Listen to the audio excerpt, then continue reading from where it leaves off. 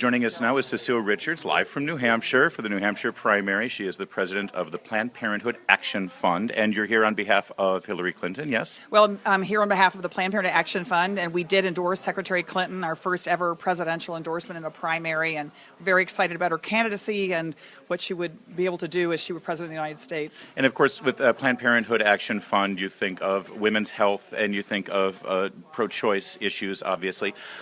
Does Hillary Clinton endorse or favor any restrictions on abortion? Well, as far as I know, when we went, she passed she's been a 100% vote for Planned Parenthood, and she's been not only a solid vote and a solid, supporter.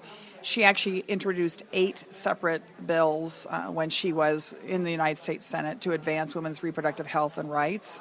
And when we were here just a couple of weeks ago to announce the endorsement, she also came out very strongly for the repeal of the Hyde Amendment, which has been something that we've been fighting against for years. So the Hyde Amendment precludes federal funding to go to any abortions, right? And you are against for the most part. There's some very few exceptions. I think what it really has meant is that low-income women in this country do not have equal access to what is a legal service, and that's abortion services. So she's just been always in the front of these issues, and I think, again, she's put access to women's health care as a high priority for her entire career. So, and Planned Parenthood Action Fund's position is you would like there to be federal funding for abortion services, and do you expect, as President, Secretary Clinton will move that agenda? Well, of course, it has to be passed by the United States Congress. But it is. I think it's really important that we talk about this issue in America. It's important that folks recognize the disadvantage that low-income women have in accessing all reproductive health care. And I'd like to point out that it's not only abortion access. I mean, every single Republican running for president of the United States has said that they want to end access to Planned Parenthood and defund Planned Parenthood, in their words. What that means is actually denying women the ability to come to Planned Parenthood, even for breast cancer screenings, for birth control services. Millions of people who count on us each year would be impacted if, in fact, the Republicans' agenda went forward. Right, but of course that's not related to the Hyde Amendment. I just was following no, exactly. Because you raised that. I think it's important for folks to know just how far apart I think not only Secretary Clinton is from every single Republican running for president. You know, it's impossible to discuss the issue of choice in life without getting a little philosophical. So do you mind if I ask you a philosophical question in general?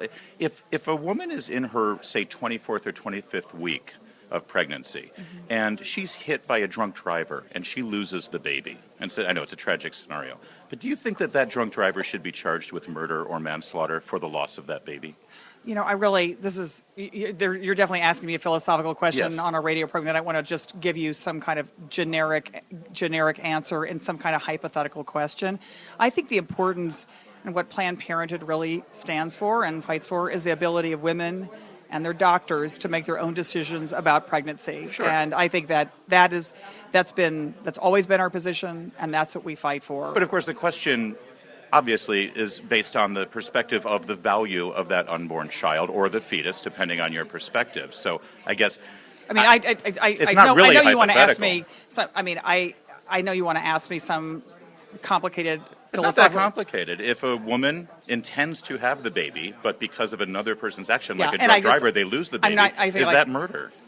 I think I'm just not going to answer that on this radio program because it is so hypothetical. But you would answer it on some of the other radio programs? What's wrong with this radio program? Well, I mean, what is important to me, and I don't know exactly what point you're trying to make, is Planned Parenthood, what we do every single day is provide health care to thousands of people across America, and we believe strongly that it's important that women and their doctors have the ability to make their decisions about their pregnancy, and that's what we fight for, right? Yeah. And so I'm sorry that I can't answer. Oh, no, I do understand. I think I'm asking, oftentimes I think people with pro-life positions don't always get to ask someone like you that question, and that's why I wanted to ask you. Right. But I completely respect your answer. Yeah. Cecille Richards, thank you so much for joining us again, President of Planned Parenthood Action Fund. Thank you.